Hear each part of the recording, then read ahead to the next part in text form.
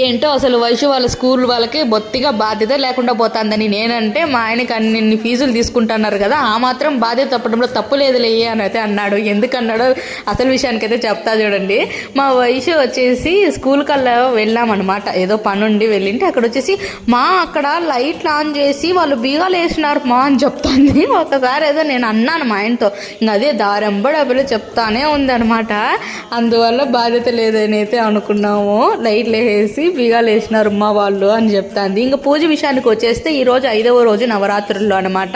లక్ష్మీదేవి అవతారం అంటారు. ప్రసాదం ఎంత బాగా చేద్దాం అనుకున్నానంటే అసలు టైం విషయం చెప్పకూడదు, అందుకే స్వీట్ నేను కొనుక్కొని వచ్చేసినాను అంగట్లో. అప్పుడు డబ్బా అసలు ఓపెనే చేయని డబ్బా అనమాట.